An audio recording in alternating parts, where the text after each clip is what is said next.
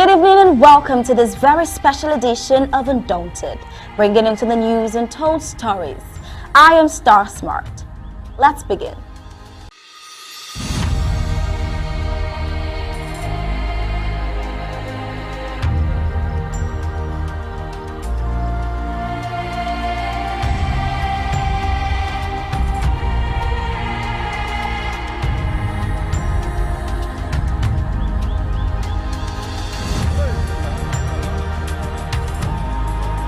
As you are well aware from the published program, Macron's first visit in his province, La République du Cameroon, is a late-night deal.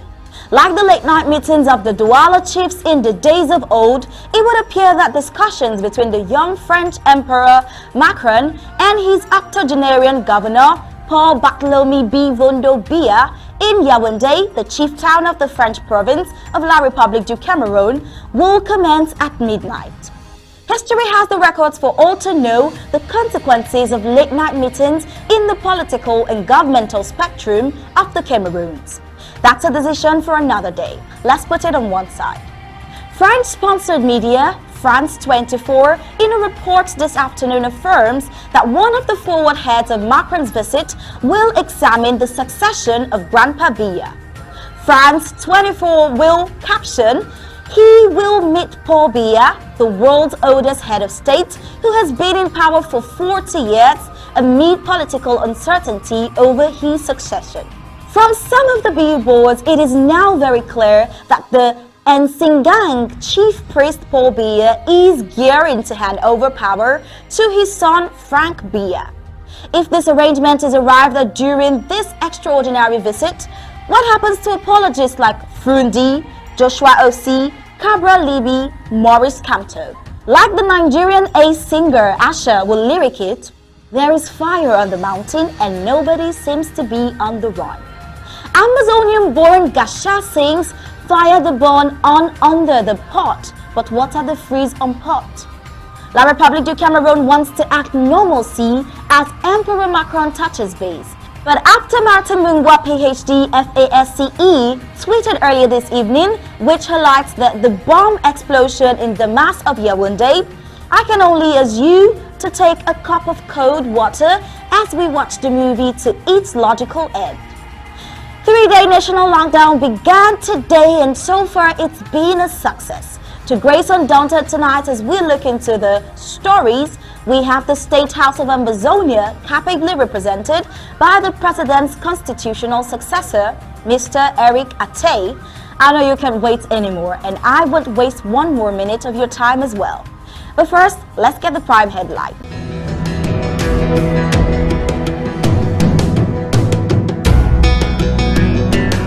Prime headlines for today, July 25th, 2022.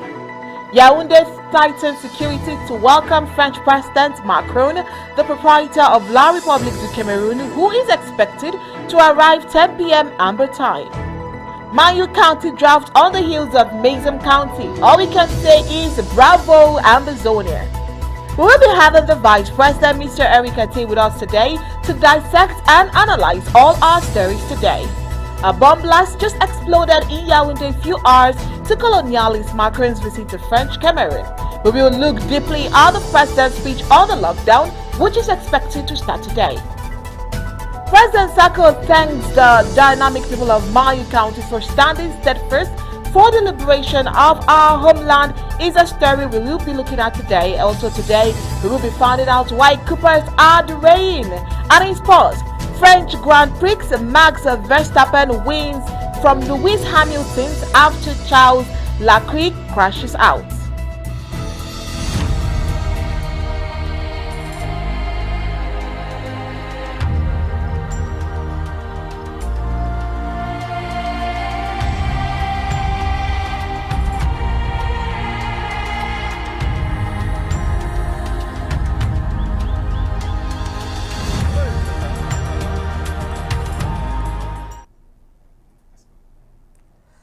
Mayo County draft on the heels of Mazam County. I must say, Amazonians, we are doing so well. I mean, over the weekend, Mayo raised a colossal sum of $58,000.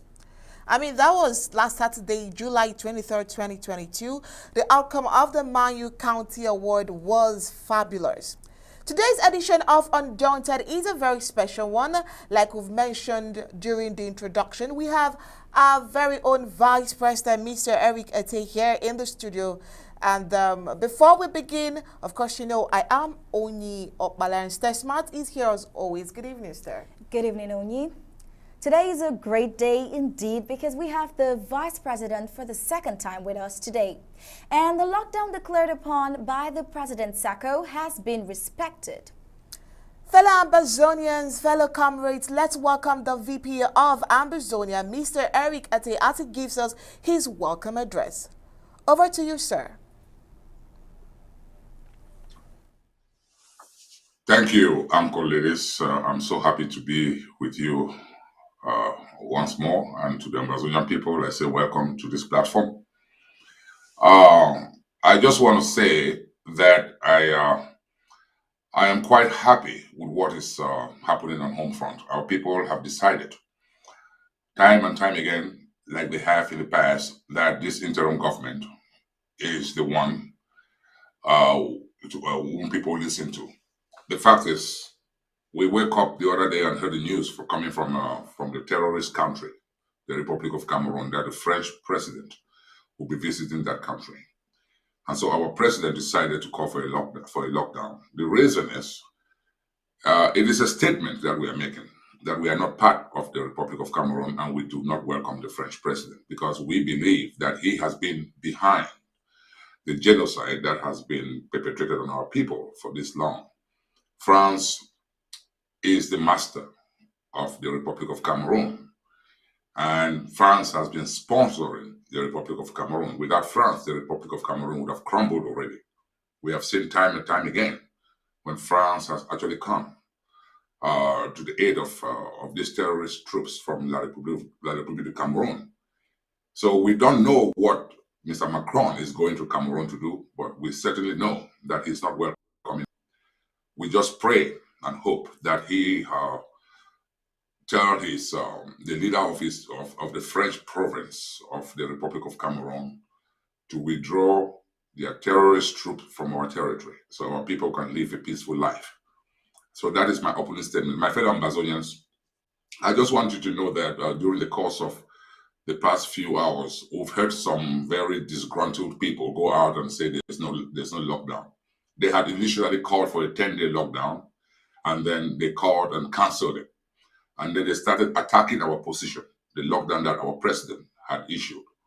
The fact that this is some kind of vindication for us, because you know what? This should remind them, this should tell them that this interim government is not a group. This interim government is the government of Ambazonia.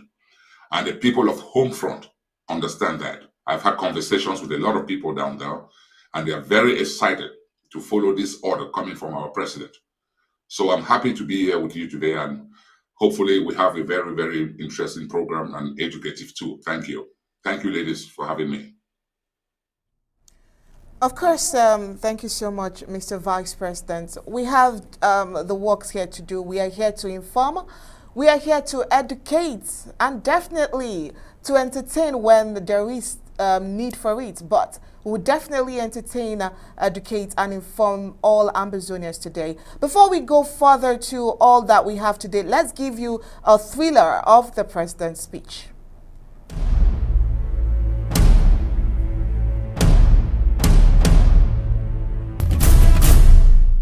I salute all of you great sons and daughters of the great county of Manu.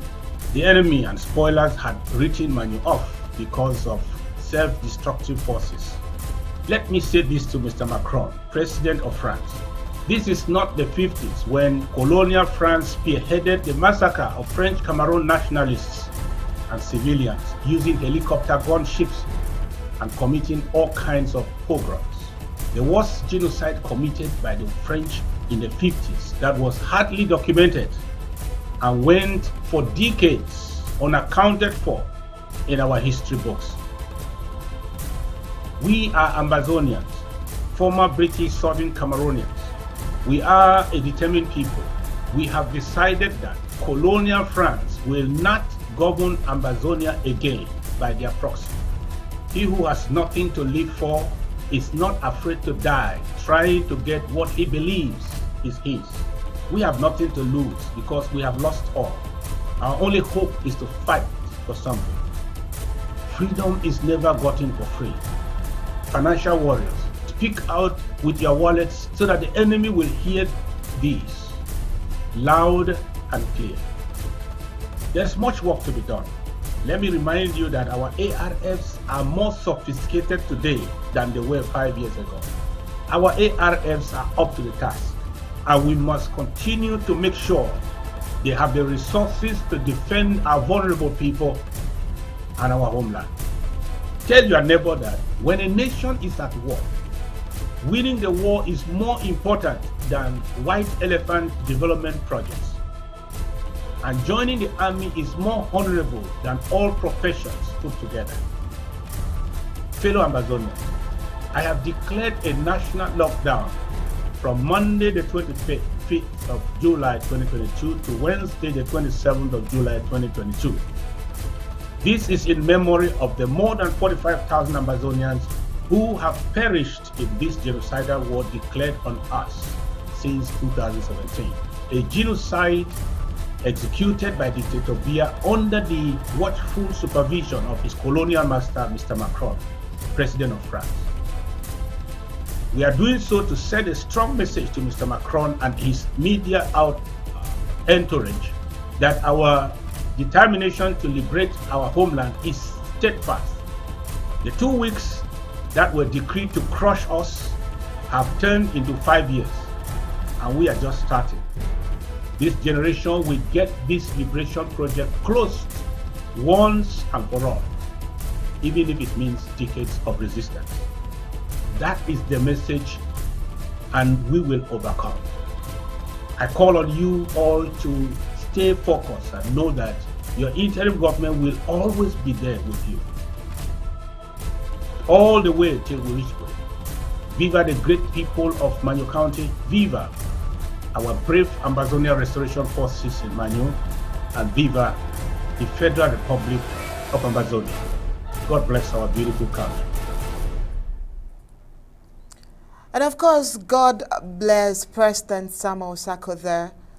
We will definitely come back to analyze that speech deeply. But let's take a look at what happened on Saturday during the Manyu draft. Now, it's of course a proof that Ambazonia is marching on following its agenda set by the interim government led by our very own special President Sako. When the award was launched in Mason County the week before last, another huge amount, that was about $251 US. It was raised just to set the pace.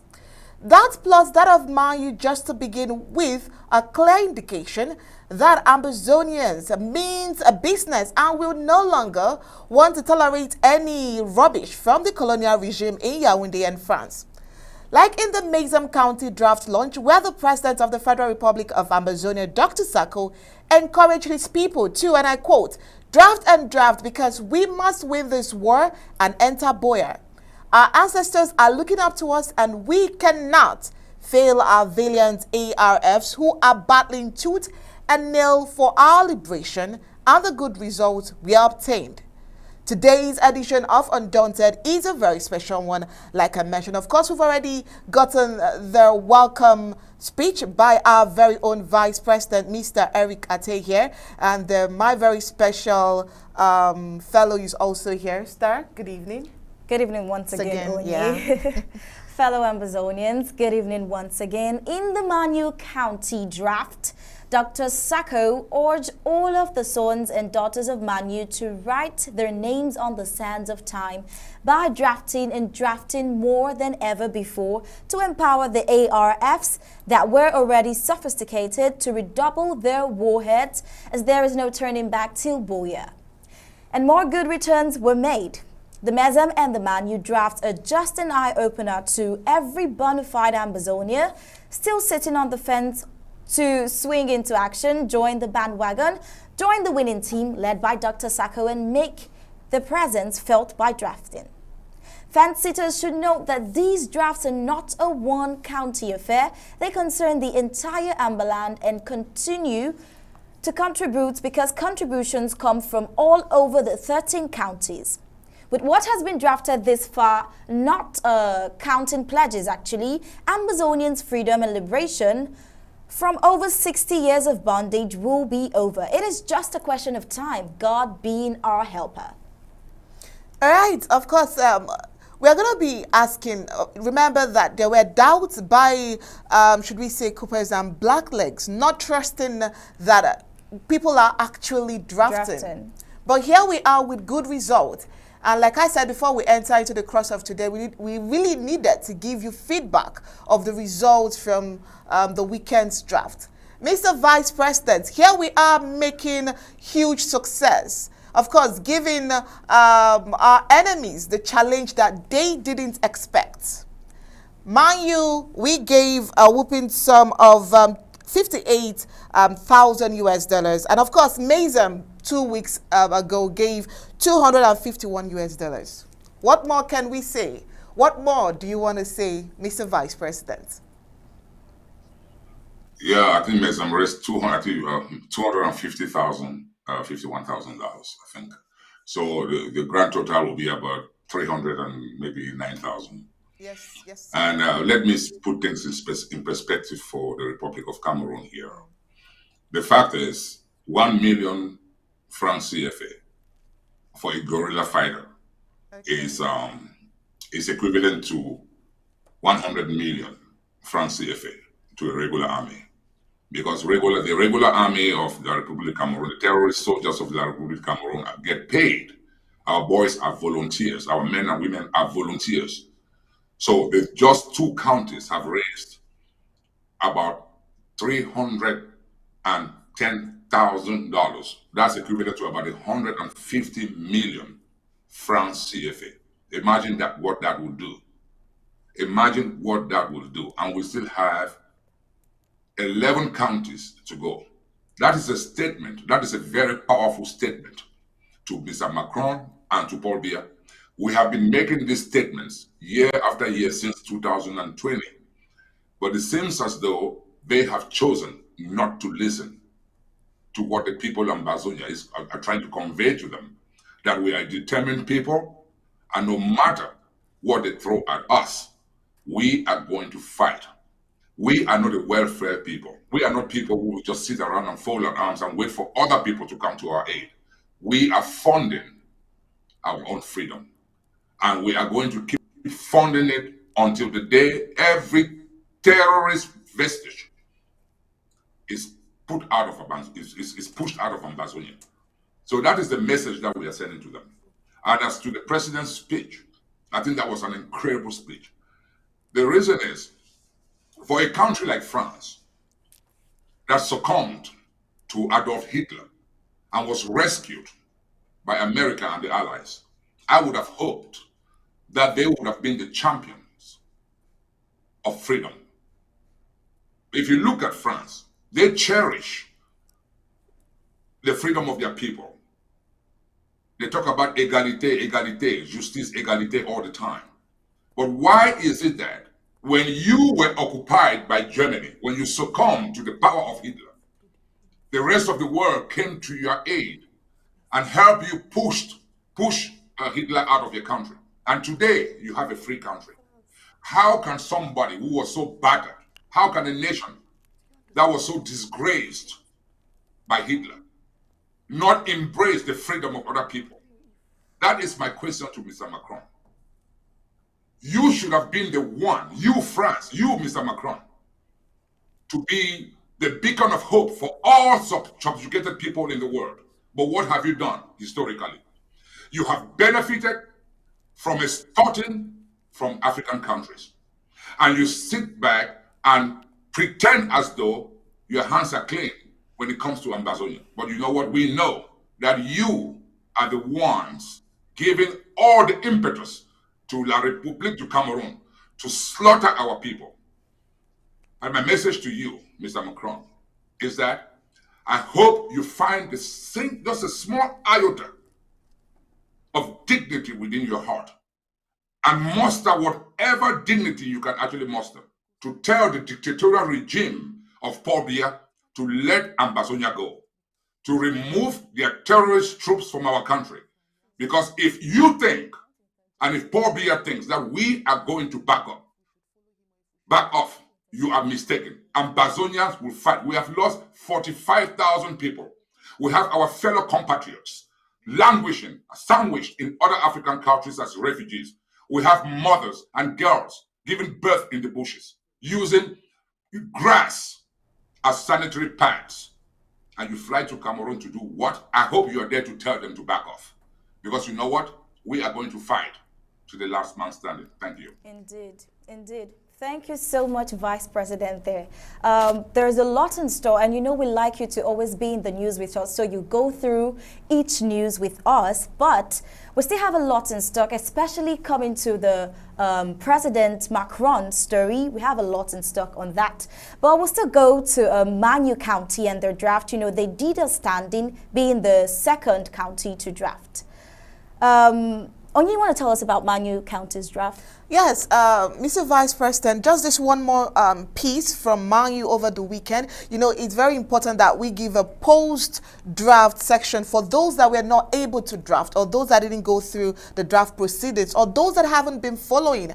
We'll just do this one more story concerning the Manu draft, and then we'll move over to the Francis President's visit, and then, we'll take it up from there. So the President of Ambazonia, President Samuel Ikome Sako, has thanked the dynamic people of Manu County for standing steadfast for the liberation of the homeland.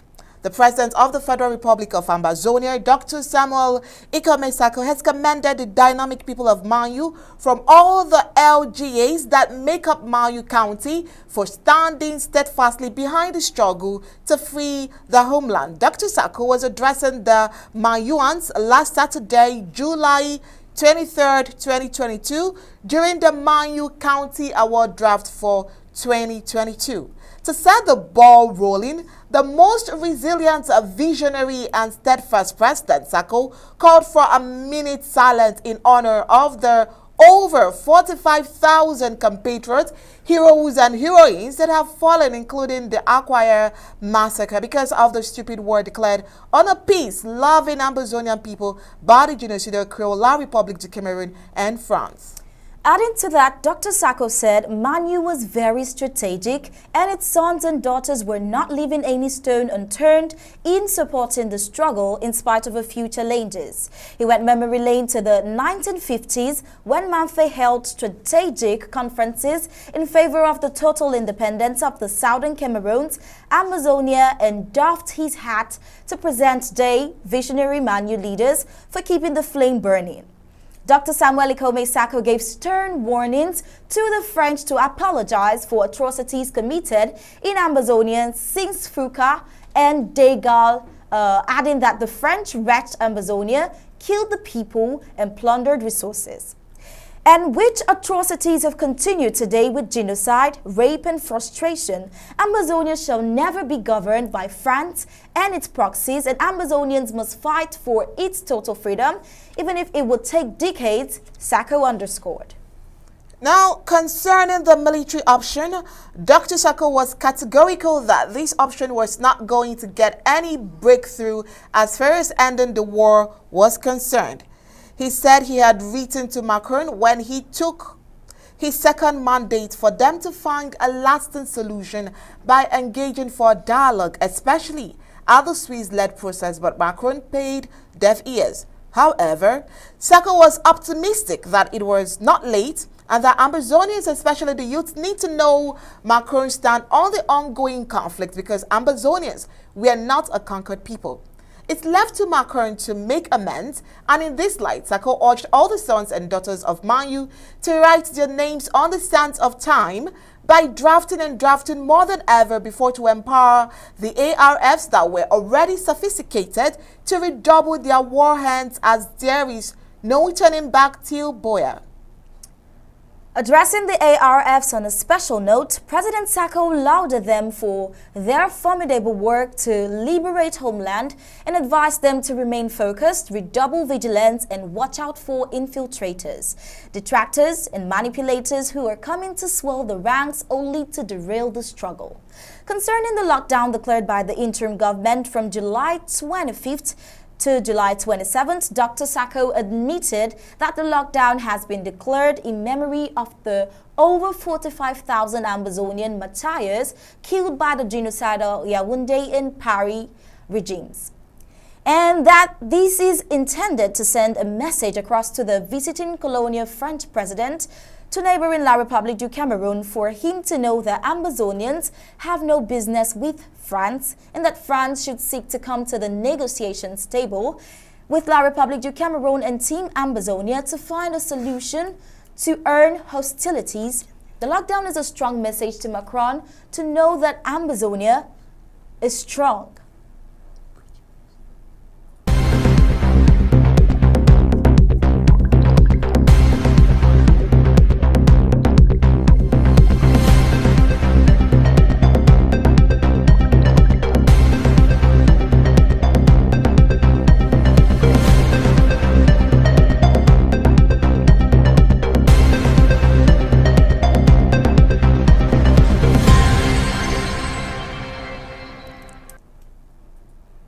And now on to the breaking news. La République du Cameroon's colonial soldiers in Mbiame are threatening to escape if there is no backup to reinforce their numbers. From statements made in French, they lament that their corpses are not going to be used as sacrifice for national mourning.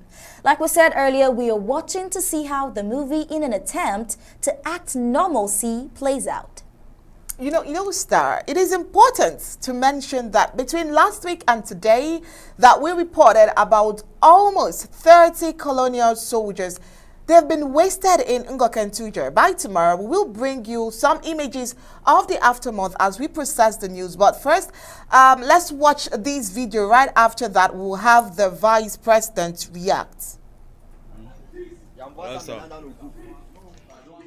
Si on ne nous envoie pas le renfort, nous tous on rentre demain. On rentre.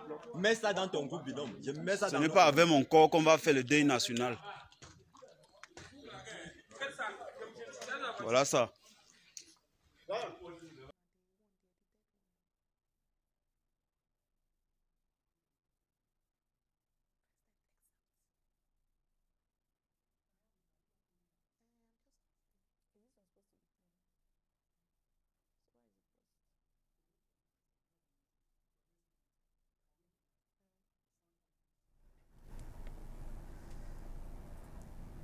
All right, that video there,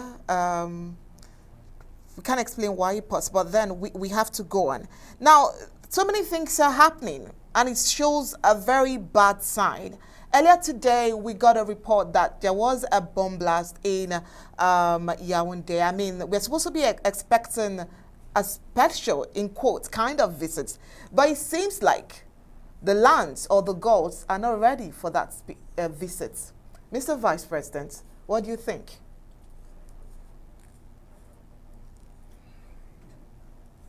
Yes, ladies, it's quite a lot to take in. Let me start by saying that whatever bomb blast happened in Yaoundé is of no consequence to us. I just hope that the people of the Republic of Cameroon have also decided to stand up and start fighting their own government, because we don't have anything to do with that.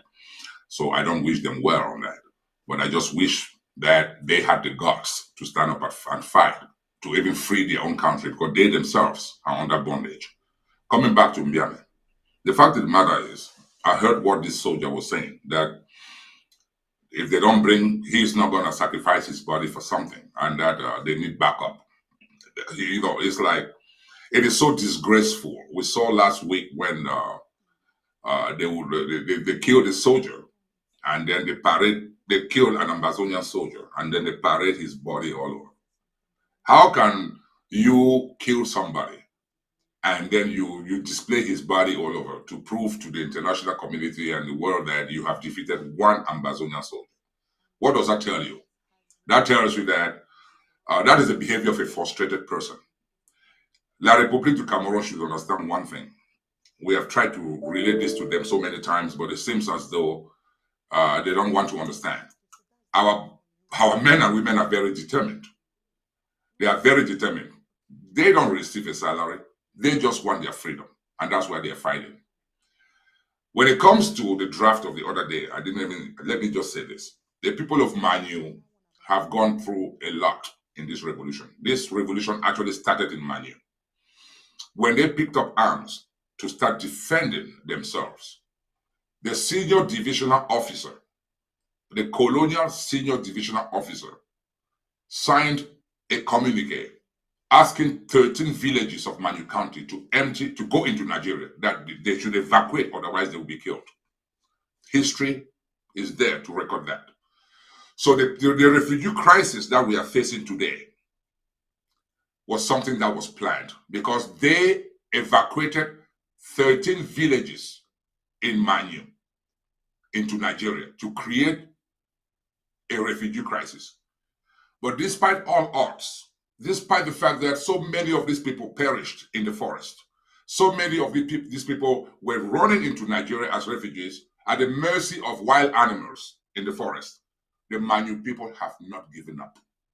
The Republic of Cameroon have killed people in Manu, countless of people.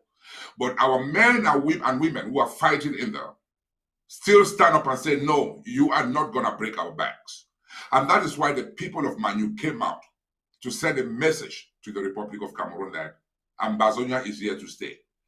And I want to commend the people of Ambazonia who came out that day to surround themselves, to surround the Manu people and give them help, because Manu needs help right now.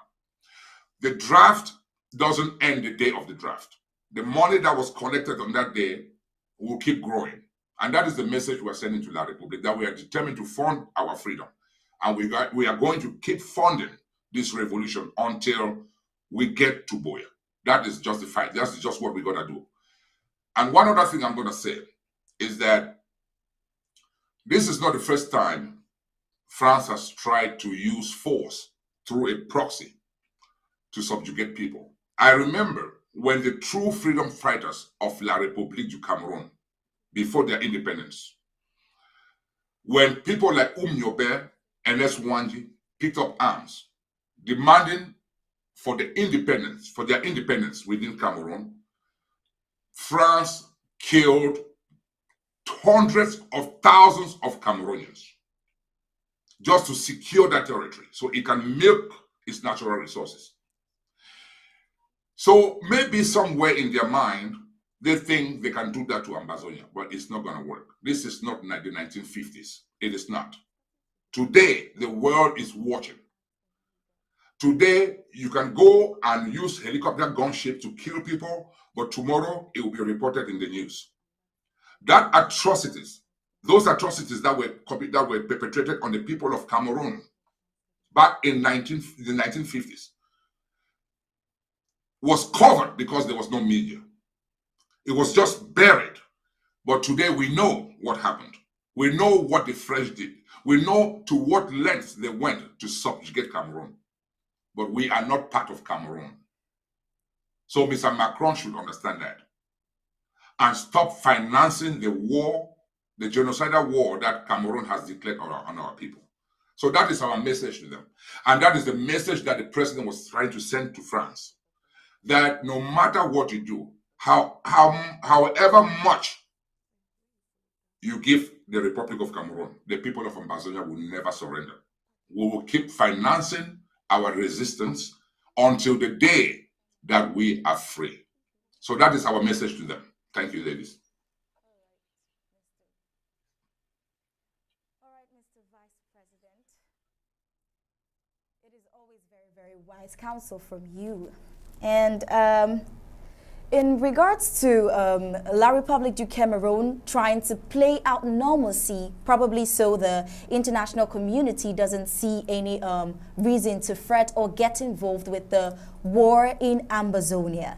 I believe that was why the report I just read saying the lockdown starting today to 27th of this month. I believe that's why it was, introduced. And I want to ask, how far has the enablers been able to, how has it worked out in Ambazonia? Has there been any altercations, any threats over it? Because the last time there was a lockdown, this is not the first time the lockdown is happening. The first time there was a lockdown, there were reports that there was no lockdown when there was lockdown. So how has it been kept since today is the first day? I believe it has already started. So how has the lockdown been in Ambazonia? Well, I think it has actually been successful. I have spoken to a few people down there, and they told me there are people that are staying home. When it comes to these enablers, I don't know, these are La Republic agents who live among us. These are people with no moral compass. These are people who have abandoned the fight, and their main goal is to cripple whatever efforts we make to free our people. What does it say to you? That somebody who calls themselves an Ambazonian will do things like that. The president will call for a lockdown and they will come and counter. Look, I believe that there are people who don't serve within this government, or there are people who used to serve within this government who have actually left this government. But why is it that their only mission is to cripple our efforts? Why is it that their only mission is to put roadblocks to what we are trying to do? The fact is, there was a time when they came out and said, oh, you know what? We have a new president now, that they have their own government. They have their own institutions. But they have not been doing what they intended to do. What is their business with what this government does? Why can't they just do something that benefits Ambazonia? If they love Ambazonia, they should concentrate more in bringing their friends within the coup plotter camp and raise some money to help our refugees or to help our people fighting on the ground. But why are they doing that? That's the question that we are asking. Is it because they are now serving their master, La République du Cameroon? Or is it because they have just completely given up the fight? But if you want to give up the fight and go. Don't give up the fight and then you stay behind and you keep putting out this false information to our people. I am very happy that when I talk to the people on the ground, the message I'm getting from them is that they know one interim government, the one led by the President Dr. Samuel Sako, and that's the lockdown that they are going to honor. It has happened like this time and time again. When we come out and say something, they come and say something to the contrary. But the people on home front know who their president is. So I want to commend them for the sacrifices that they are making. Because staying home, waking up in the morning and staying home and just locking down the entire city is not easy. But thank you for your sacrifices. Stay home until Macron leaves Yaoundé. The 3-day lockdown started today, the 25th, and it's going to go on till the 27th. Please, stay indoors. Stay indoors. That is the message we are sending to Cameroon and to Mr. Macron, that we are not part of their country and the French president is not welcome in our territory or anywhere near our territory. Thank you. Indeed, we know there are going to be adversities, but like Mr. Vice President said, the lockdown will go on. On you. All right, yes, Mr. Vice President, still talking about Mr. Macron's visit. Of course, President Sako has a word where in the last speech he gave, he talked about how this is not going to be like 50 years ago when colonial France spearheaded the massacre of French Cameroon nationalists and civilians. Right, we have a word from our President, Dr. Samuel Sako, and right after that, Mr. Vice President, we want you to also react to this. I salute all of you great sons and daughters of the great county of Mali. The enemy and spoilers had written Mali off because of self-destructive forces, tribal bigots who lacked the revolutionary grit to comprehend the real intentions of clansmen and women pulling the strings from the shadows. You stood tall for Ambazonia, the very courage that your sons and daughters mustered to challenge the genocidal marauders in armored vehicles and helicopter gunships is the same courage that our Ambazonia restoration forces across Ambazonia have emulated in successfully countering the genocidal onslaught on our innocent people. You boosted our hope of resisting the cruel enemy with our bare knuckles if need be. You led us as a country to embrace the strategy of self-defense or armed resistance. Let me use this opportunity to salute our brave Ambazonia Restoration Forces, especially those in Manyu County, who have constantly denied Dictator Biya's genocidal regime the opportunity to claim control over our territory. The economy of La Republic will remain in this downward spiral as a result of an unsustainable military strategy and their refusal to negotiate with Ambazonia. A free Ambazonia will be a better friend to France and the United States than a Russian Republic of Cameroon. Let me say this to Mr. Macron, President of France. This is not the 50s when colonial France spearheaded the massacre of French Cameroon nationalists and civilians using helicopter gunships and committing all kinds of pogroms. The worst genocide committed by the French in the 50s that was hardly documented and went for decades unaccounted for in our history books. We are Ambazonians, former British Southern Cameroonians. We are a determined people with a no-nonsense diaspora. We have decided that colonial France will not govern Ambazonia again by their proxy. We will freely negotiate the terms of our engagement with France as a free, sovereign, and independent people. French Cameroon, one of your vassal states in Africa, has for the past 60 years taken everything we are and all we have in Ambazonia and left us with nothing.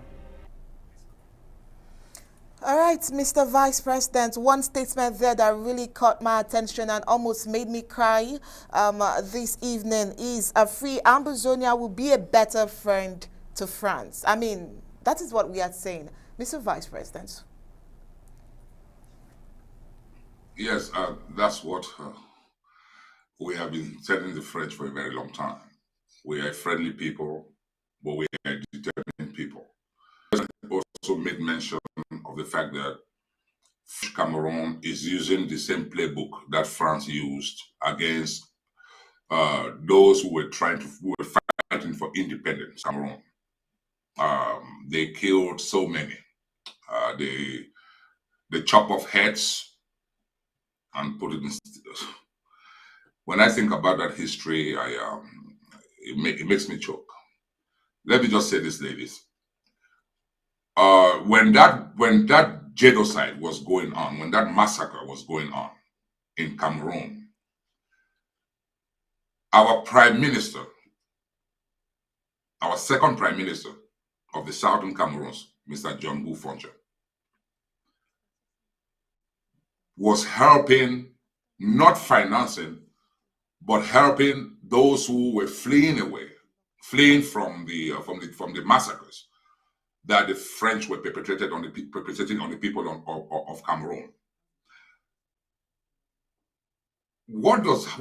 How ironic it is that the same people that we gave shelter to when the French and Cameroon were massacring them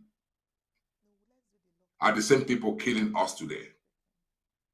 When these people came into our territory fleeing from the massacres from the other side, which is another proof that we are two separate countries, because we had our prime minister.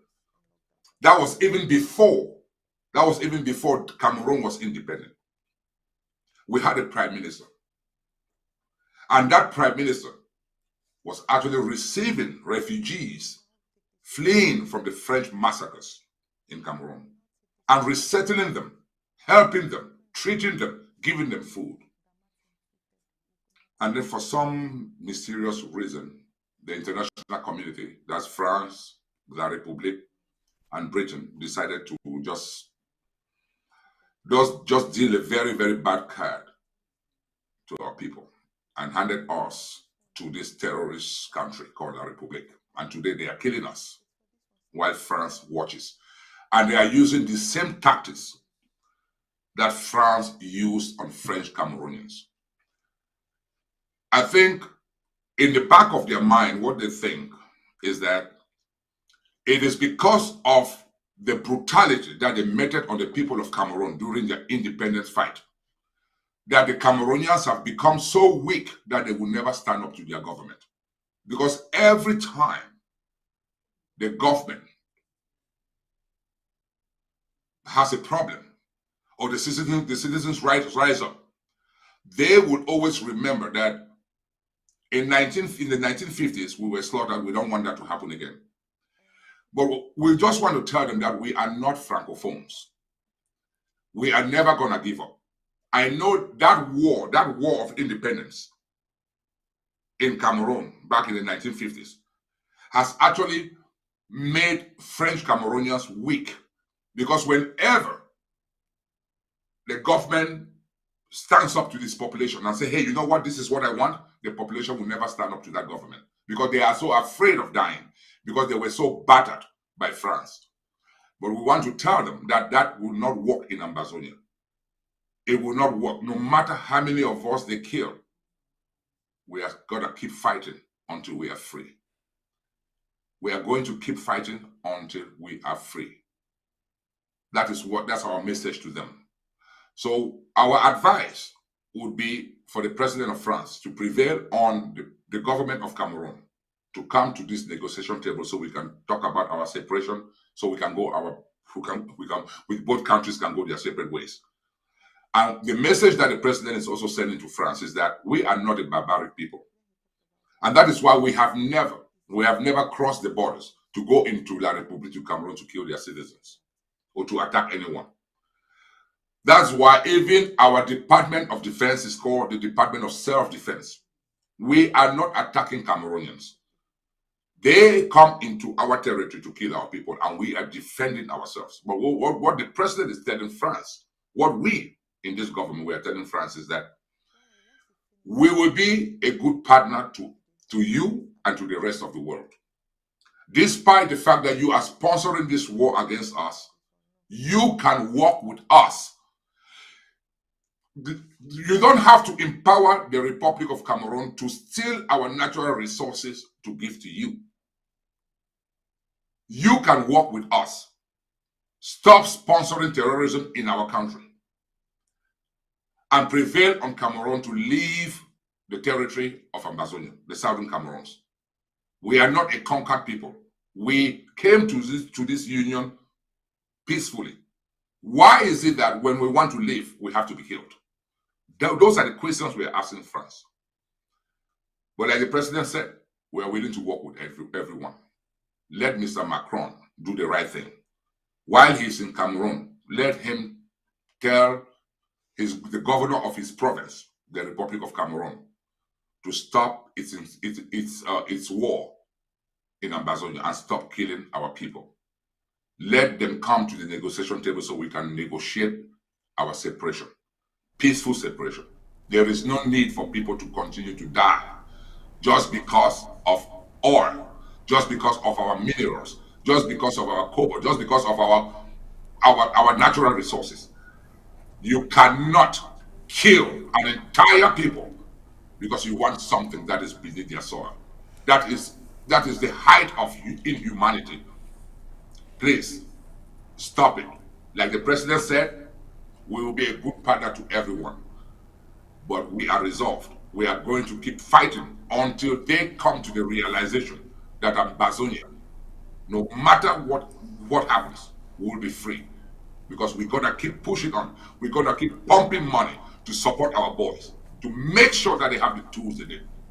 Cameroon, your soldiers are falling every day in Ambazonia. And I can assure you that they will keep falling. They will keep falling.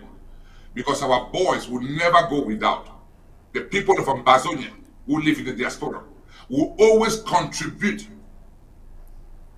to help those men and women who have the guts to stand up and stand up and fight you. They love their country, and that's why they are dying for it. What are you fighting for? You're fighting for France? It is a total disgrace. Please leave our territory. Let's rebuild our country. Thank you. All right. Thank you so much, Mr. Vice President. Now, earlier on, Star asked a question about the lockdown. Now, we received an intelligence report that transportation from Yaoundé to Bamenda, from Douala to Bamenda have been suspended till Wednesday evening. Remember, we gave you this broadcast and this information when the president of Ambazonia, Dr. Samuel Sako, announced through the ABC Amba TV that there will be lockdown from today. And, you know, we wanted to see the outcome of it, but we have this report here that said the transportation from Douala to Bamenda have been suspended till Wednesday evening.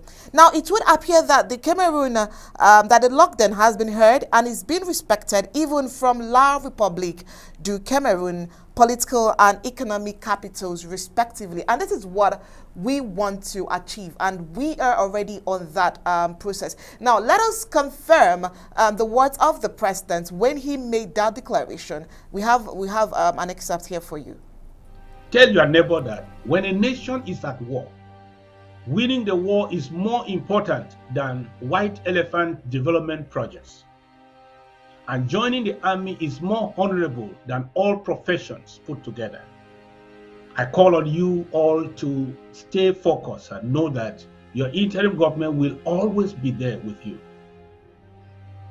all the way till we reach Goya. Fellow Ambazonians, I have declared a national lockdown from Monday the 25th of July 2022 to Wednesday the 27th of July 2022. This is in memory of the more than 45,000 Ambazonians who have perished in this genocidal war declared on us since 2017. A genocide executed by Dictator Biya under the watchful supervision of his colonial master, Mr. Macron, President of France. We are doing so to send a strong message to Mr. Macron and his media entourage that our determination to liberate our homeland is steadfast, and we will stop at nothing short. The 2 weeks that were decreed to crush us have turned into 5 years, and we are just starting. This generation will get this liberation project closed once and for all, even if it means decades of resistance. That is the message, and we will overcome. Viva the great people of Manyo County. Viva our brave Ambazonia Restoration Forces in Manyo. And viva the Federal Republic of Ambazonia. God bless our beautiful country.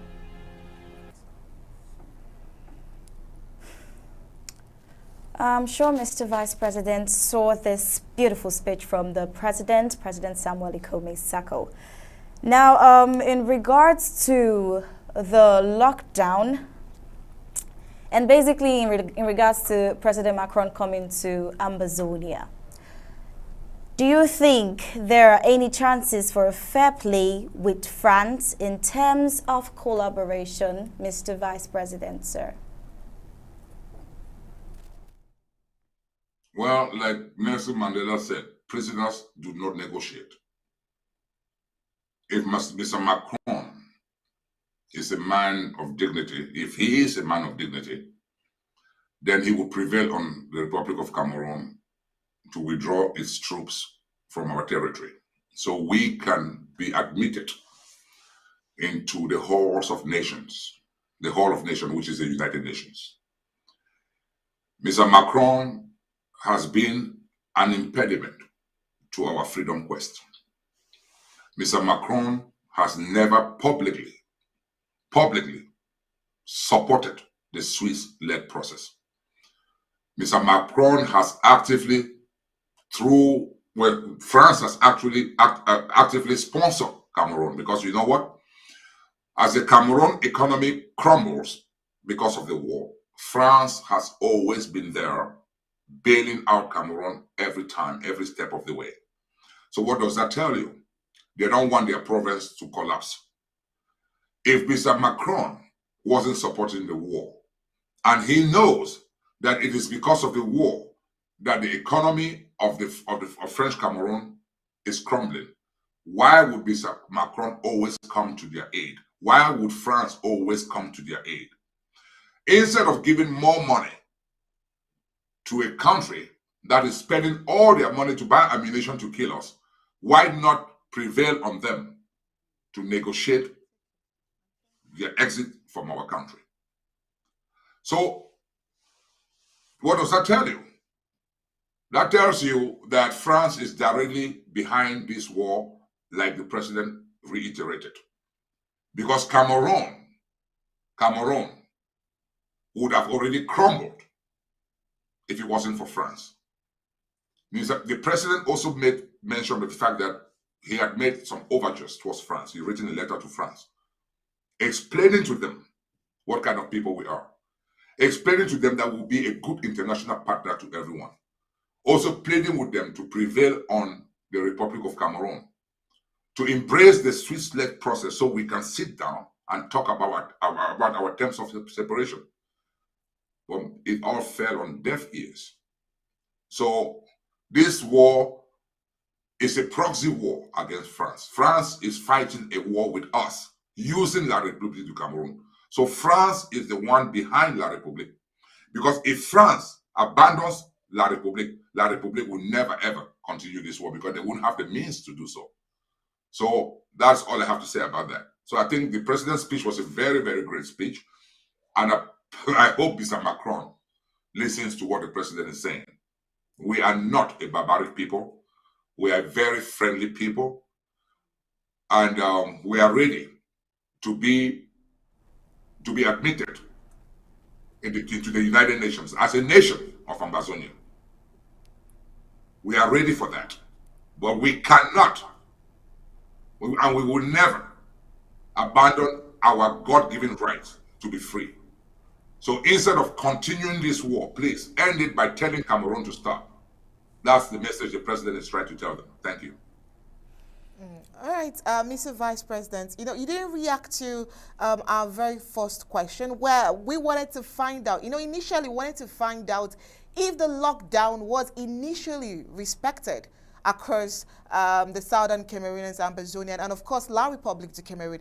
And we here have found that through an intelligence report that transportation from Yaoundé to Bamenda, Douala to Bamenda, have been suspended till Wednesday evening. And it would appear that the lockdown has been heard and is being respected even from La République du Cameroon. And it tells a lot from the economic capital as well, that they are respecting the words of our very own president, President Samuel Sako. And of course, it tells a lot. What do you have to say about that? Yes, you're right. I made mention of the fact that, but very briefly, that the lockdown has been very successful. Everything we say on this platform is watched more in the Republic of Cameroon than even in Ambazonia. It's watched more over there because I distinctly remember that there was a time when terrorist troops from La République du Cameroon were going house to house, damaging satellite ditches, making it impossible for people to get our programs. They did things like that. But in Yaoundé, their own capital, they watch us every single day. So the messages that we are giving them, they hear those messages. They listen to them. They are listening to us talk right now. And they heard the president's speech. And they heard when the president declared the lockdown. And so they themselves know that this president is the president of Ambazonia. So if they are giving an order for no vehicles to leave Douala to Bamenda, then they know why. It's because they are also respecting. It's to them, I think they're trying to protect the lives of their own citizens. Because our Ambazonian forces are ready to enforce the lockdown. We don't just declare lockdowns. We make sure that our Ambazonian restoration forces are there to also enforce it. When we say lockdown, we have the backbone to defend it. We have the backbone to stand and say, hey, you know what? The president has declared a lockdown, stay home. So La Republique also respects that. And that is a message. This is a message that should sink in the ears of all the coup plotters and everyone who is conniving to destroy this government. That even the enemy knows who is the leader of this revolution. He is not just a leader by name. We raise the most money. Our actions on home front is proof that we are the government of Ambazonia. So whoever is out there calling themselves something other than just an ordinary citizen is wasting their time. Because even the enemy knows who the president of Ambazonia is. So that is all I have to say about that. So it is a direct endorsement of the government of Ambazonia. So let's make sure that we send this same message to all our detractors here in the diaspora who are behaving in a way that actually helps our enemy by attacking this government every step of the way. Without us in this government, without this interim government, we will have no revolution. Ladies, I just want to say something here. If all the people in the diaspora who are fighting this government, fighting the president, fighting me, fighting all of us, if they were to wake up today and declare that they all stand behind this government and that they recognize this government as the government of Ambazonia, that they recognize this government as the government that was restored, the dual government that was dissolved and now has been restored, I can assure you that the Republic of Cameroon will come to the table within a month. The reason why the Republic of Cameroon is resisting to come to the table is because we have enablers amongst us that keeps giving them the impetus to stay away from the table by telling the international community that we don't know who to negotiate with. So when you, as a coup plotter, go out there and make audios saying things like, there is no lockdown, who is President Sako? Things like that. What you're actually doing is enabling La Republique to stay away from that negotiation table. If you want your freedom, graduate from those behaviors and stand behind your interim government. Whoever is out there who claims they have a group, endorse the interim government, line behind the interim government, you will see La Republique on that table. Paul Biya is a dictator. He has killed 45,000 people in our country. Have you ever heard any political leader in Cameroon say Paul Biya is not his president? They are all standing behind the murderer, even though he's a killer. They stand behind him. So it is very shameful to see Ambazonians who claim to fight for the freedom of Ambazonia try to destroy their own government. If Paul Biya has been telling the international community that these people are so divided, we don't know who to negotiate with. But you know what? The lockdown that they have endorsed is proof that they recognize that Ambazonia has a government and the president of Ambazonia is Dr. Samuel Ikome Sako. Thank you, ladies. All right, thank you so much, Mr. Vice President. Now let's talk exclusively about these particular visits. Now let's just assume, for example, that Mr. Macron is not aware of our grievances. Let's assume, let's pretend he's not aware of what we are asking for, what we want. But isn't it strange that throughout all of these genocidal crises and all of these killings, he hasn't made any statement as regarding these particular issues on ground?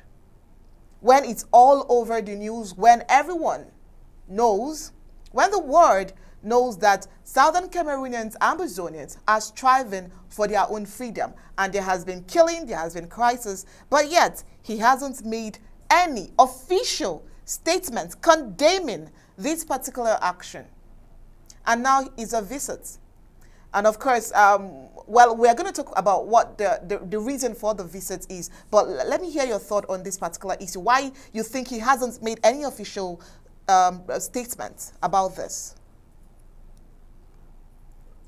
Ladies, I just want to go back in retrospect and talk about a little history here. You remember during my last outing here, I had made mention of the fact that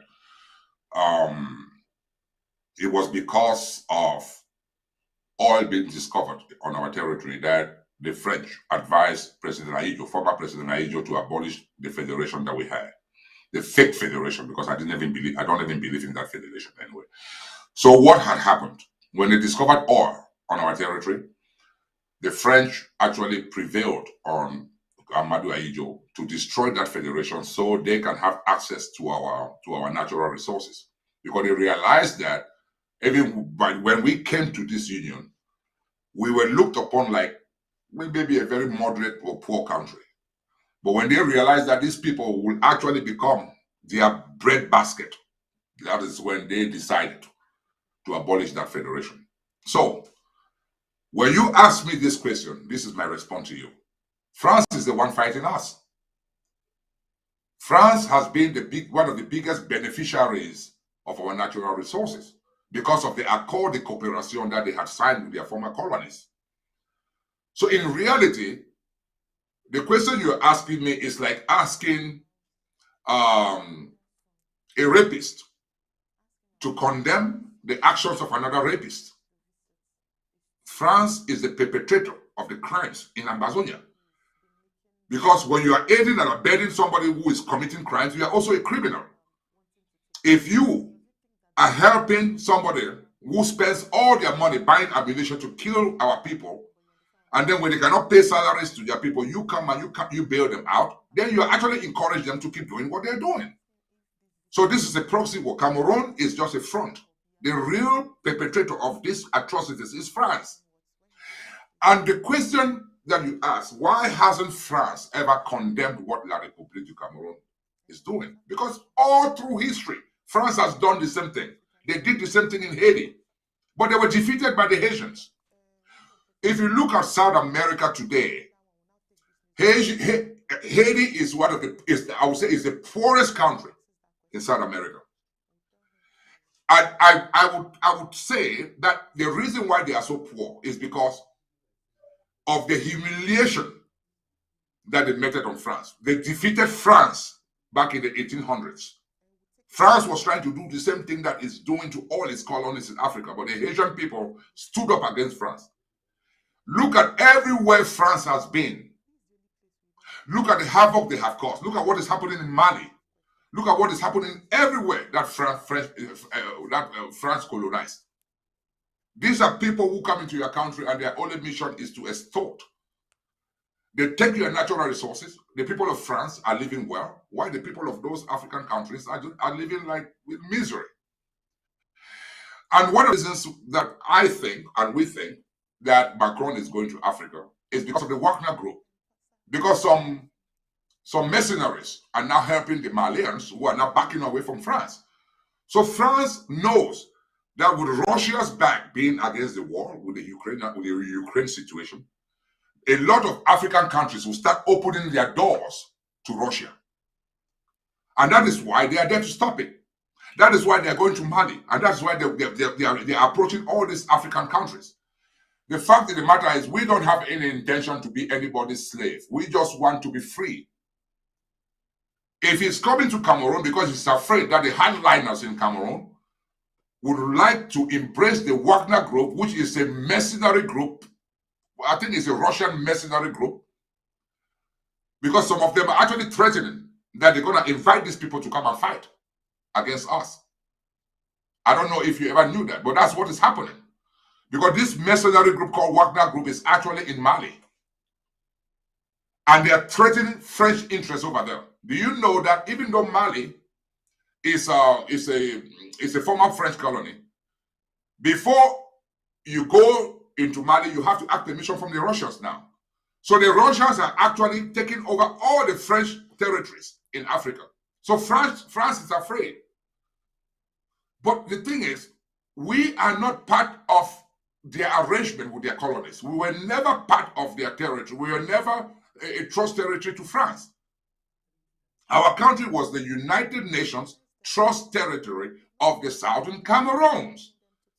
The British Southern Cameroons. How did we end up in this arrangement? So that is what is so frustrating. So France is culpable. France is the one sponsoring the war against us. Because without France, La République will be done. Because they don't have the stamina nor the money to continue this war. So France is to blame. So I'm really hoping that Mr. Macron is listening to us today. I'm hoping that Mr. Macron has actually listened to the speech. Because Amazonia will never give up. They should get ready to kill all of us. We will never give up. We will keep fighting until we get our independence. Thank you, ladies.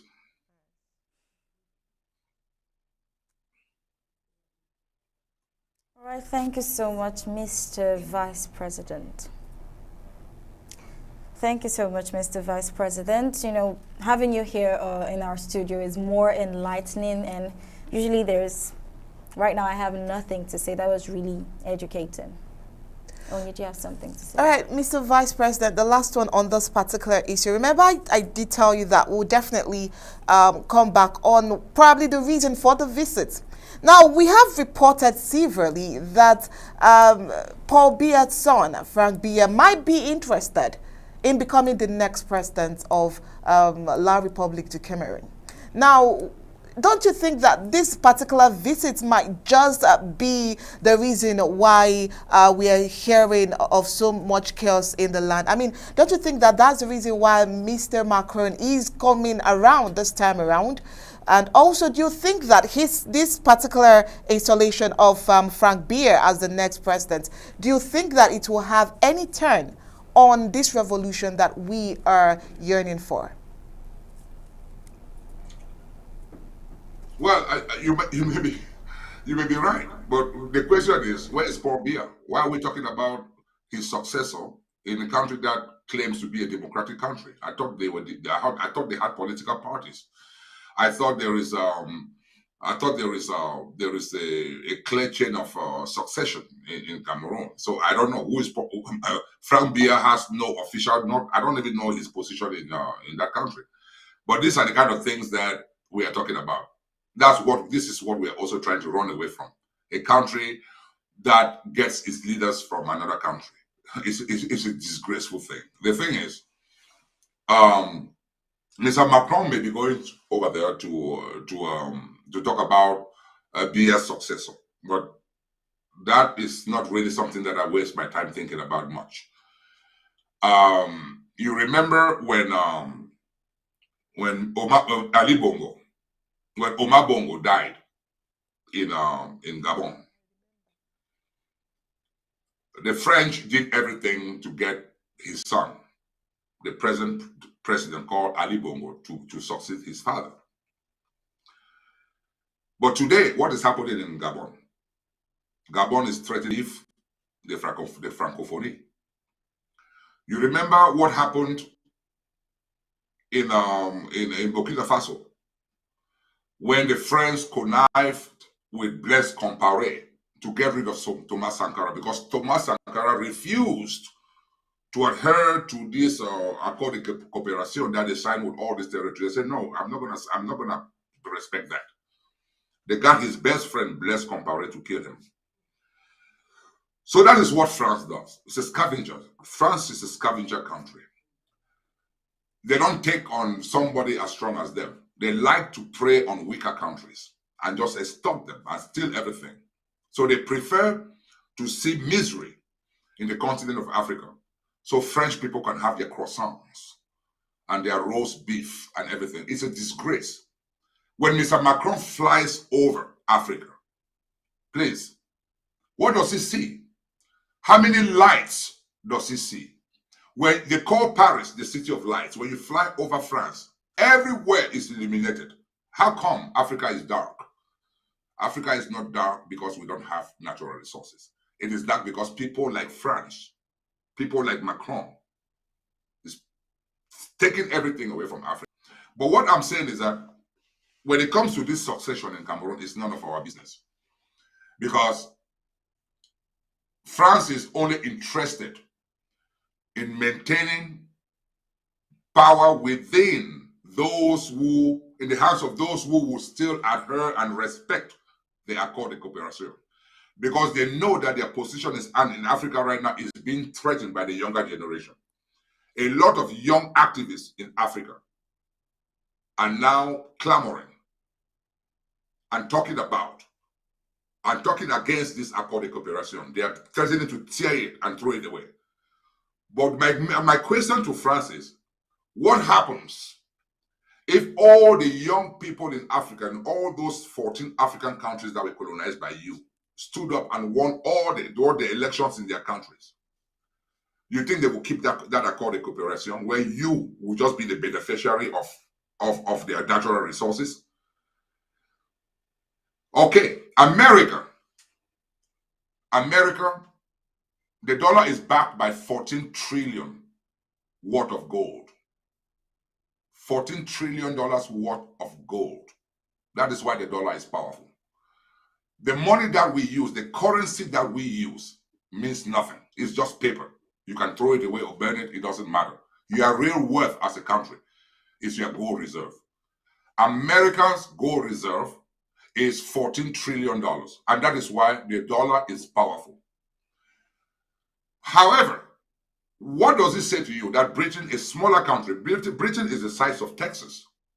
How come Britain's pound, the pound, is higher than the dollar?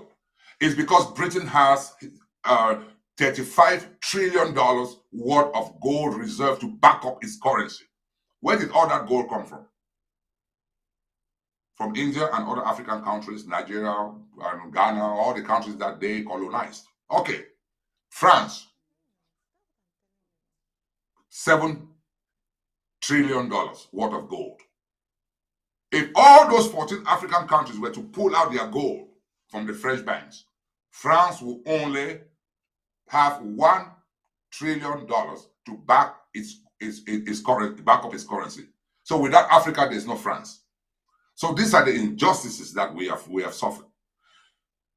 You know what I mean? So sometimes I sway away and talk about all these things, because you know what I mean? It's all interconnected. There's just this willful desire to impoverish the African people. So France, please, let us be. Leave our country alone. We have lost so many people. Just leave us alone so we can build our country. So I'm pleading with Mr. Macron, if he's sitting in his hotel room, wherever he is right now, or if he's flying, if he's listening to this message, please tell Paul Biya to back out from our country so we can start rebuilding our country. Don't go over there and give them more money to buy ammunition to kill us. Don't go over there and say, hey, we want to give you money to reconstruct Amazonia. We don't want anything from you. Just leave our country. That's our message. Thank you. All right, Mr. Vice President, we'll just give you some seconds, to probably take some deep breath, and then we'll be right back to you. Let's just take this report. Now, Yaoundé has tightened its security to welcome French President Macron, the proprietor of La République du Cameroon. Meanwhile, regarding the tweet of Ambazonian spokesperson Martin Mungwa, PhD, FASCE, he tweets, and I read, Macron's unwelcome visit to Cameroon is greeted by a bomb that explodes in a popular neighborhood in Yaoundé. Macron is a supporter of the genocidal regime that has killed 30,000 southern Cameroonians. Now, this tweet is from, of course, Martin Mungwa. Here is the truth. All is not well in the two Cameroons. What is most important for Ambazonia now is to reassert their quest for total freedom from the Franco-Cameroon hegemony even louder. Following recurrent blasts of homemade bombs that have been rocking the vassal capital Yaoundé, all this while coupled with frequent power outages that renders this city insecure, more dangerous, especially at night. The coming of the real owners of the place calls for the local authorities to save face, albeit for these 3 days, even if It's only to give a good report card to the master, of course, that is France. To achieve this, security upon security meetings are being held day and night from the presidency at Etudi down to the quarters with traditional authorities to ensure no stone is left unturned in order to give a good balance sheet. Worthy to note that this is Macron's first official visit to the French farmland since he took over the master's presidency, and that this visit could be scheduled only after the demise of the former dreaded Amazonian restoration fighter Oliver Lequiacre. He's also known as Field Marshal, and he cannot be underestimated. The senior divisional officer SDO for Mjundi, Mr. Gident Emmanuel Mariel, is a prefectural or the band denizen of Yaoundé, from either moving about with or dropping suspicious items such as bags, plastic bags, papers, packages following recent bomb blasts and explosives that have been making Yaoundé city panicky. Other senior divisional officer by this decision orders all forces of law and order to start immediate searches on every city dweller carrying an item that is suspicious, especially black plastic papers, and detain every suspect. The divisional officer of Yaoundé subdivision, Aruna Yanji Mbatwo, just held a meeting with the traditional chiefs on this issue. Here's what he says: the senior divisional officer asked us to revitalize the vigilance committees and involve the populations in securing their environment. This is said by the divisional officer after the meeting. The later was an opportunity for the head of the Yaoundé first subdivision to pass on these orders to the traditional chiefs. The later, being closer to the population, will raise awareness in the neighborhoods. And he says, I invite people to buy the whistles and the torches as soon as the neighbors is in trouble. You pick up your whistle, you trigger the alert, said Aruna Yanji Mbatwo. Queen up, the Yaoundé City Council and the CPDM Mfondi have ordered all the militants to come out en masse, waving no other item except the French-Cameroon flags to cheer the boss. Offices and businesses along the itinerary from Nsimalin Airport to Etudi will remain closed for these 3 days, that is from July 25th to July 27th. Now, these businesses will suffer as owners will still not benefit from any tax rebate in a crisis-torn country when Macron would have left. Heavily armed and fierce-looking soldiers have taken over these itinerary and buildings in the vicinity. As a matter of fact, the entire Yaoundé is militarized for fear of the known or an uprising aimed at disrupting the landlord state. Now, before we go into the other report that we have for you, Mr. Vice President, now we can see the insecurity that they are struggling with. Meanwhile, here, of course, we are celebrating our very own ARFs, and according to the President, Samuel Ikome Sako, we have that ISAPT, and we'll play that for you. He said our ARFs are more sophisticated today than they were 5 years ago. Of course, we are celebrating that. Now, he says they know what to do and can do better if we continue to furnish them with what they need now. Let's give you that ISAPT. He who has nothing to live for is not afraid to die, trying to get what he believes is his. We have nothing to lose because we have lost all. Our only hope is to fight for something, to renegotiate with Africa. France will be condemned to wage primitive wars against every of its former colonies just to maintain an iota of relevance on the continent. We have expressed our will to dialogue via the Swiss-led process, a peaceful resolution mechanism launched since 2019, supported by almost all Security Council members, by embracing a free and friendly Amazonia and ensuring a stable and prosperous La Republique. Otherwise, It is our opinion that a failed Cameroon state will be the inexorable outcome of your present military strategy in Ambazonia. For French Cameroon to think that they have the right to kill 45,000 plus of our people for daring to reverse the same political action we took peacefully 60 years ago, sir, is unforgivable. No amount of barbaric force will quell our quest for a free and independent homeland. We can't give up. For our frail grandparents, wondering whether some angel will provide them with basic medicine to relieve them of their illnesses, we can't give up. And for our valiant Ambazonian Restoration Forces, the ARFs, who are battling day and night to make sure our vulnerable people are protected from the military surges of La République's barbaric genocidal army, we cannot afford to give up. Freedom is never gotten for free. Financial warriors, speak out with your wallets so that the enemy will hear this loud and clear. This atrocious madness perpetrated by La République's genocidal thugs, who turned around to blame our forces for the same atrocity crimes, is ludicrous.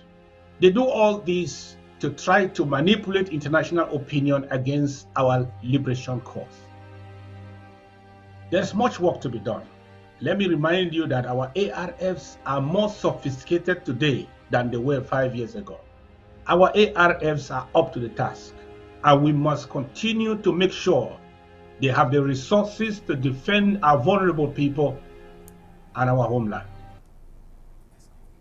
You've heard it from the president himself. Our ARFs are way better than they were some years ago. Mr. Vice President, what do you have to say to what our president just said now?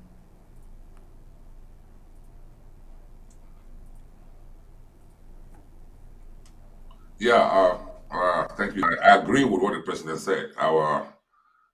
When we started defending ourselves, when men and women, started defending themselves, they picked up everything they had to try to face people coming. But it's been almost 5 years. So what does that tell you? They are battle ready, and they have been battle hardened. Because the more you fight, the more you shoot, the better you become. And I think the president is right. La République du Cameroon should know that they are not dealing with those naive soldiers from the past, where, when we started resisting, men and women were carrying den guns, hunting guns, and La République was slaughtering them like game. They would come into a village and slaughter like 10 or 15, and then drop den guns on their bodies, take videos and put it out there and say, hey, look at how weak they are. They don't even have the right weapons. But we started putting things in perspective. They are beginning to realize that our boys now carry the same kind of machine guns and AK-47s that they carry. So when they come into our territory, they must be careful, because you know what? They might meet a stiffer resistance than they ever imagined. And it's only going to get better and better. And like I said the last time I was here, I don't want this responsibility to only be that of our men and women who have actually picked up arms. I truly believe that the Republic of Cameroon, after they go into an area to attack our men and women and they are slaughtered, what do? In retreating from that area, they start burning civilian homes and murdering, killing civilians. And that is why I said here before that I really think every Ambazonian should arm themselves. The reason I'm not saying you should start fighting the Cameroon military. What I'm saying is, when they come into your village, or if they get intelligence that there's an Ambazonian camp around that vicinity, and they go there and they are slaughtered, when they are retreating in humiliation, what do? They start killing civilians as they are retreating, because they like those soft targets when they cannot face our men and women, because our men and women are now battle hardened and strong. They vent their indignation and frustration on innocent population. So if you live in Amazonia and then a frustrated military who cannot even stand the strength of our men and women, retreating from that battle, is coming around the houses and killing you, what should you do? Arm yourself and give them help while they are retreating. That's why I still say every able man or woman on home front should buy themselves a gun. If you cannot afford an AK-47, buy a pistol. Buy a pistol. That's it. It is not hard. Just try to get one. Get one. Talk to our restoration forces and say, hey, you know what? How can we buy a pistol? How can we buy a gun? They will help you get it. We in the interim government, we are just there to support, to bring whatever help we can bring to them. But I believe that every citizen who has any relationship with any restoration fighter on home front should tell them how to get a gun. Because what does it say? That you have a village of 300 people, and then 12 La Republic soldiers come into that village with 12 guns. They burn the first house. The neighbor is shouting, oh my God, my God. Why are you shouting? They come into that village, they burn 5 houses, and they move along. What do you think they're going to come and do next time? When you see that if you have 300 guns in that village and 12 La Republic soldiers come in there, do you really think they'll burn your houses? You come out and you shoot them. They don't make any distinction. Why are they burning houses? Are they burning some civilian's house because the civilian shot at them? No. They are just there to intimidate our people.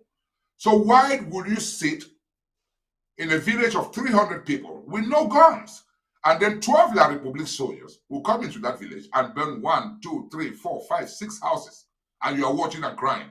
Are you kidding me? Every village with 300 people, you need 300 guns.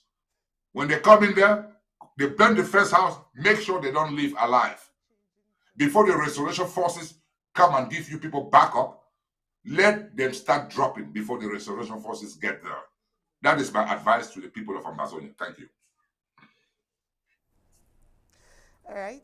Thank you, Mr. Vice President. I mean, this is your stand. You stood on this ground the last time we had you, and you're still standing there. Well, it's all about for the benefit of everyone's protection. So we agree with you.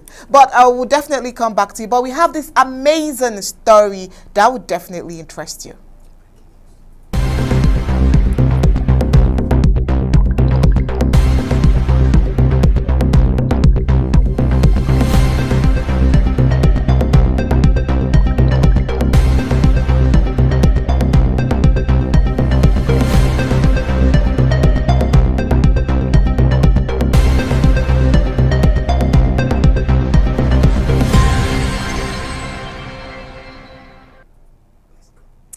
It is yet another breaking, interesting, should I say exciting news.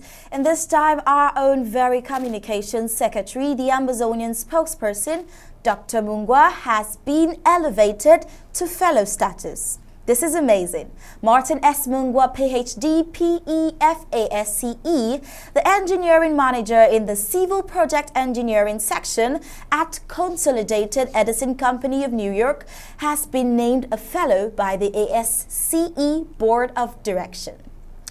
It is important to always highlight things like this. We need to let the colonizers be informed that Amazonia has got the human resources to achieve a prosperous nation and vibrant economy in no distant time after independence. Now, according to the report, Dr. Mungwa has over 30 years experience in civil engineering encompassing teaching, research, consulting, and design. Currently, his major focus area is in critical electric transmission infrastructure engineering at Consolidated Edison. He and his team have participated in designing new major electrical equipment installations as well as refurbishing structural support systems for existing assets such as transformers, disconnect switches, and relay enclosures. Of note, Mungwa is the company's lead discipline engineer and subject matter expert regarding spills prevention, controls and countermeasures SPCC risk mitigation. The objective of the program is to prevent environmental contamination resulting from unexpected and sudden release of oil into the environment. To date, Mungwa and his team have upgraded and redesigned over 120 equipment containment modes and are currently working on an additional 200 to be completed by 2023. Further, Mungwa has performed extensive structural evaluations and coordinated repair of historic buildings, installations of motorized fences and gates, design of equipment vaults in urban settings, and storm hardening measures for company service centers and office locations. Prior to joining Consolidated Edison, he was a senior structural engineer at Rand Engineering and Architecture, New York City. Participated as Senior Research Quality Control Engineer at Wood Science and Technology, Wood Composite Engineering Institution, WSTIWCI, Corvallis, Oregon, and was a senior lecturer and head of department of the Civil Engineering curriculum at the Polytechnic School of Engineering, Yaoundé, Cameroon. Dr. Mungwa is a licensed professional engineer in the states of New York, New Jersey, and Oregon, a certified project management professional, and a structural steel and bolton inspector. He earned a doctoral degree in civil engineering from the Institut National des Sciences Appliquées de Lyon, Vauban, France, and an MBA from the University of Phoenix, a Master of Science degree in engineering from the University of Surrey, Guildford, UK, and a Master of Engineering in Architectural Engineering from the University of Leeds, UK. Mungwa registered 2 patents on structural connections with Haiti, France. I must say this is big. This is very big. Mr. Vice President, this is big for every one of us. What do you think, and also your closing remark from here, sir? Yes, thank you, ladies. I just want to say congratulations, Dr. Mungwa. The message that I get from this is that the notion that we, after our independence, are going to be like South Sudan is really laughable. The fact is, when you look at the way we are drafting ourselves to sponsor our own self-defense and the freedom of our country, it tells you that we are not a dependent people. So my message to the international community is that we are not going to be a welfare state. We are not going to be like other African countries begging. We're going to be a peaceful country. If we could stand for 5 years and fight an entire country like Cameroon, with all the manpower and all the international help, they can borrow monies from other countries. We can't. It is just us putting together our little hard-earned money to actually bring support to our people. If we can stand up to them, that tells you, the international community, that we are not, Ambazonia is not going to be a welfare state. We have able people, business people, we have academicians, we have people, we have pharmacists and doctors. So we are ready to rebuild our country and bring all these good things to our people. We have engineers, we can build our own roads. We don't have to give contracts to international corporations or foreign corporations to come and build our own roads. We don't have to give those contracts to foreigners to come and build our own electrical grid. That's what I see in this. I see something that should remind the international community that Ambazonians are ready to take over their country and lead. And I really hope that they are listening to us today. I really hope they listen to the president's speech. And I really want to thank all of you for being here today. Thank you, ladies, for inviting me here. And it has been a pleasure. I hope I'll be here some other time whenever I'm invited. So have a wonderful day, Ambazonians, and ladies, thank you again. All right. Thank you so much, Mr. Vice President. It's always an amazing time with you. I mean, a time with you is always a time for lecture, a time for learning, a time to relearn, a time to think of something big and something great, and definitely we would definitely get our freedom. I mean, this is what this struggle is all about. All right, fellow Ambazonians, it's time for us to bring you the editorial for today. It is always a pleasure to bring to you amazing must-listen articles from minds of wisdom, like this one from Don Juan Obi titled The Curse of the Coup Plotters Government of Chris Anu, Kameta Elvis, and Abongwa Harrison. Those who sold Field Marshal Oliver not minding his heroism will not hesitate to betray you, notwithstanding your patriotism. Those who killed Field Marshal Oliver without considering their tribal origin will not even look to your friendship before sending you to the grave. Those who introduced Field Marshal Oliver to his killers without doing their due diligence will connect you with your enemies without caution. Those who induced or tricked Field Marshal Oliver to play host to his assassins, not regarding his sacrifices, will devise any means to make you embrace your liquidators without looking at your generosity. Those who betrayed Field Marshal Oliver to his nemesis, despite his legendary reputation, will lead you to your nightmares in spite of your personality. Those who blinded Ambazonia's most vigilant and gallant soldier, Field Marshal Oliver, without thinking of his vision for the people, will pluck out your eyes, not minding your mission for humanity. Those who pressured Field Marshal Oliver to dine and wine with his slayers, irrespective of his greatness, will coerce you to drink 33 export with your exterminators. Those who reduced Ambazonia's most courageous field intelligence officer, Field Marshal Oliver, to shadows of a village charlatan will undo you of any status of respect. Those who created the conditions for the Waterloo of Ambazonia's most loved personality, FM Oliver, will bring about your destruction irrespective of public affection for your person. Those who made it easy for FM Oliver to be targeted and plundered despite his survival instincts will find it a pleasure to create the circumstances of your little dismemberment. Those who ended the existence of FM Oliver in their outrageous recklessness and mindless pursuit for power will cook your calamity with insanity. Those who took out FM Oliver from the battlefield with absolute inconsiderations for the rules of warfare will mastermind your pushover with guiltless pride. Those who contrived the insecurity around FM Oliver in the failed attempts to remove President Sako from power will create security threats and risk for whoever placed trust in them. They betrayed and blackmailed President Sako, then surrendered FM Oliver to the cowardly instrument of his demise. No one can be friendly enough, family enough, good enough, big enough, lovely enough, kind enough, above the wicked schemes. However, FM Oliver can only be dead to those who want him dead, and will be always alive whether as a trick of his death or the force of his mysterious life and regenerative ability. We are FM Oliver. That was where Don Juan Obi ended his article, and that's where we end our editorial for today.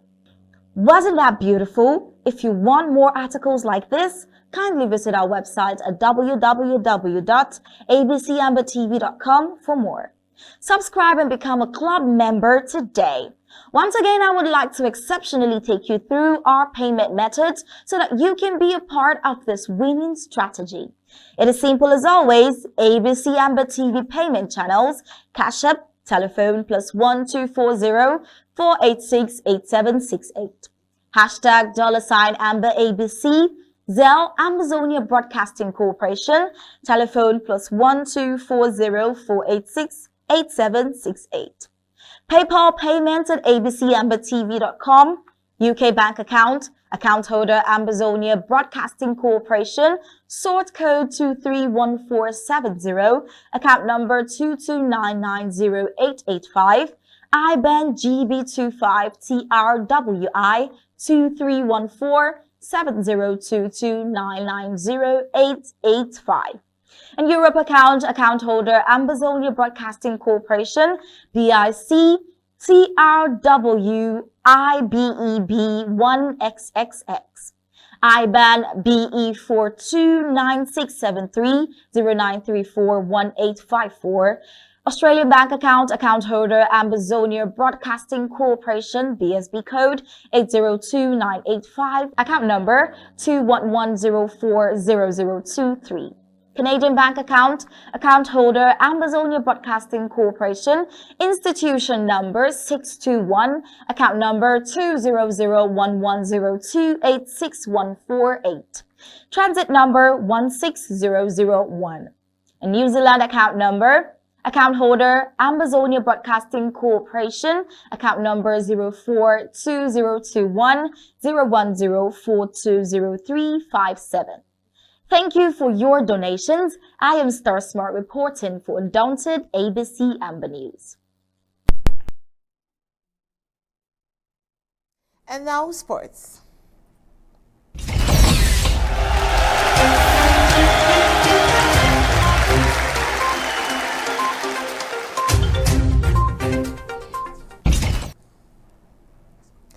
Charles Leclerc gifted Max Verstappen victory and a huge advantage in the World Championship by crashing out of the lead of the French Grand Prix.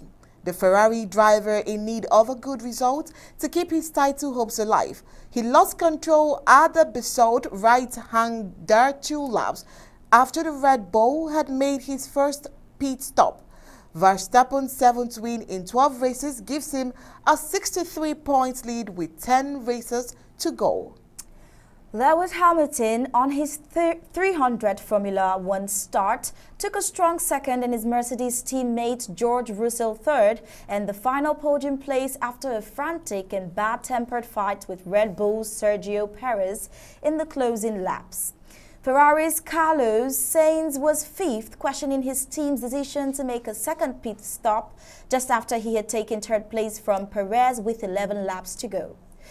The car was quick today, of course, unlucky for Charles. I hope he is okay, but I just did my race and looked after the tires, said Verstappen. We still have a bit of work to do over a single lap especially, so we just have to keep on working. Athletics. Now, let's look at the World Athletics Championship. Duplantis breaks pole vault world record. Sweden's Duplantis added a new world record to his pole vault world title, clearing a 6.21 meters in a virtual performance in Oregon. The 22-year-old Olympic champion had gold secured with a first-time clearance of 6 million. None of his rivals managed higher than 5.94 meters. Duplantis, his own world record of 6.20 meters set in Belgrade in March.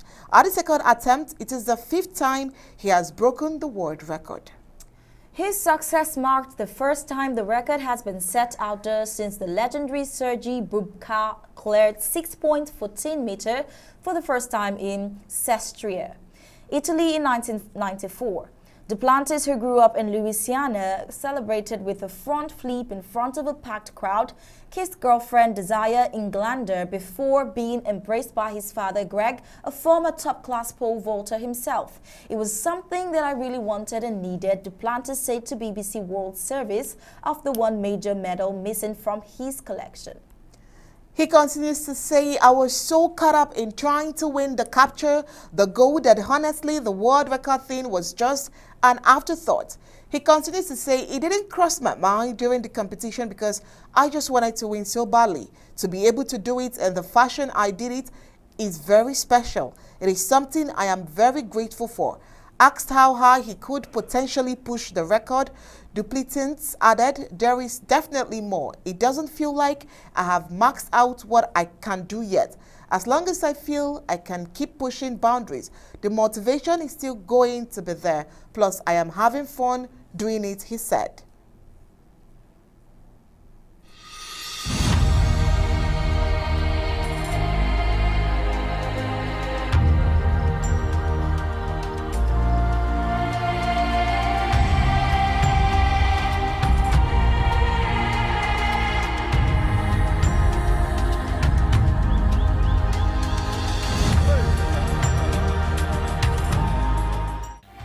our sports report, we have come to the end of Undaunted tonight. But before we go, here is a recap of our major stories. Yaoundé has tightened security to welcome French President Macron, the proprietor of La République du Cameroon. Today we told you that Manu County draft is on the heels of Mezam County. We had the Vice President, Mr. Eric Attay, with us today. He dissected and analyzed our stories today. The President's speech on the lockdown, which starts today, was told. President Sako thanked the dynamic people of Manu County for standing steadfast for the liberation of homeland. We also told you that a bomb blast just exploded in Yaoundé a few hours to colonialist Macron's visit to French Cameroon. Today we found out why Coopers are derailing, and in sports, French Grand Prix, Max Verstappen wins from Lewis Hamilton after Charles Leclerc crashes out. And that was it for Undaunted tonight, bringing to the news Untold Stories. On behalf of Michael, Anchor, Star Smart, and the entire Undaunted crew, we say thank you for tuning in. I am Oni Opmala. We'll leave you with ABC Amba TV images. Good night and God bless you.